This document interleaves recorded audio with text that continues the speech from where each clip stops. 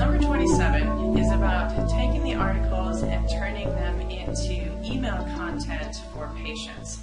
So one of the things that we see people do wrong with their email list, actually I'm going to mention two main things that are wrong about the structure of the email list, and we've got a whole nother video talking about structuring all these things so that they work together, but it's worth mentioning two of them now. One is that they will create a contact form or a form on their website which doesn't automatically add people to an autoresponder or follow-up sequence. So when you look at a web form, I'm going to generalize and say they fall into two categories. Category one is it's a one-time event. It just sends an email to some admin person that says this person requested more information.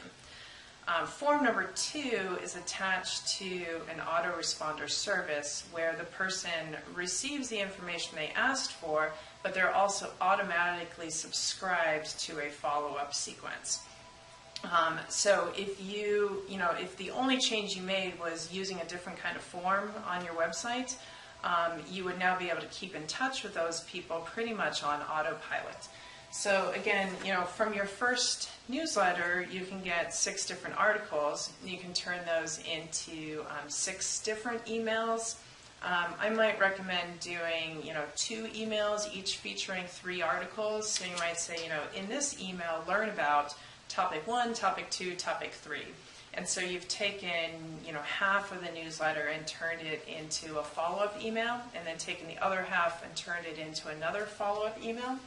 And that's going to allow you to follow up with them roughly every 14 days with good educational content. Now, I mentioned there were 2 common mistakes. So one is using the wrong type of form. The other is only emailing people when you have something to sell. So if every time you email them, it's because you're trying to sell something, they're very quickly going to tune you out. So even if they don't unsubscribe from your list, they've essentially, turned a blind eye to your emails because every single one of them is a sales pitch. So if you have this steady stream of educational content, twice a month, each with like 3 good articles, then you can punctuate it with the sales messages, and you don't have that feeling of, I'm going to tune these people out because all they ever want to do is sell me something.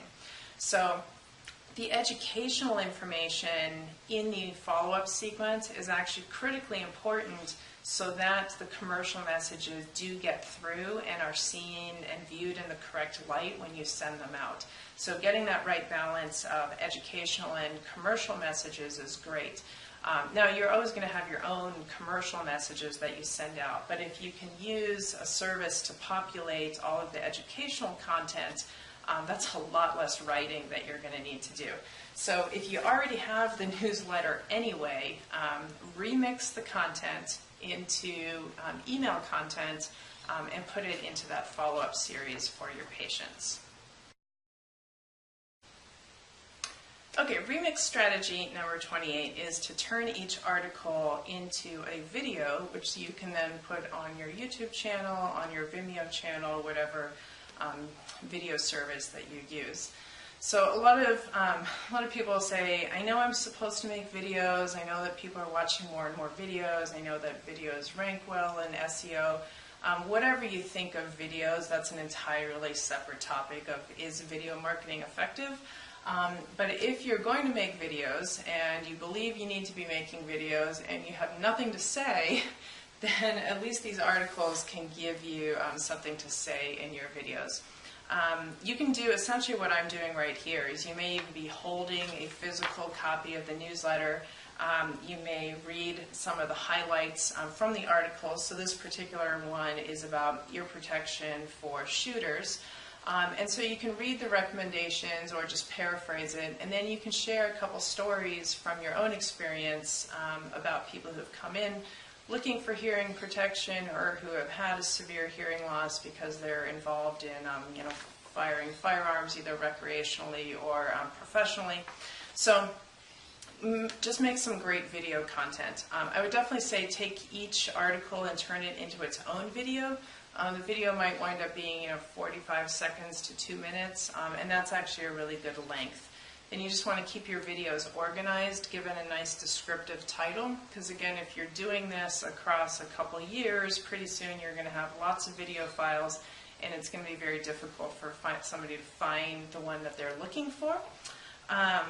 Once you make the videos, actually going back to the blog post idea, so say that you had made a blog post about shooting protection that just had this block of text, but then you got on camera like this and you elaborated on it and you shared some additional things, you would take that video and embed it back on this same page. So don't start a whole nother page, but take that video where you're offering your commentary about this article and embed it on the same web page. And YouTube makes it really easy to grab the embed code. You don't need to be technical.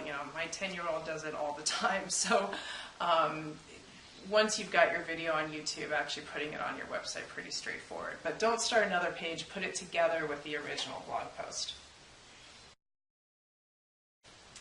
Okay, this next strategy, I'm not really sure is such a great idea, but again, it gives you some additional ideas for what's possible. So after you make your video has a soundtrack. And that soundtrack can be turned into a podcast, which you can put onto iTunes or some other podcasting sites. So this is really just about taking the video that you already made, stripping out the soundtrack, and uploading that to podcast sites. So you may have, I'm not even sure that there is a podcast on, hearing healthcare news. You may very easily be able to have, the #1 worldwide podcast on hearing care because hardly anybody's doing it.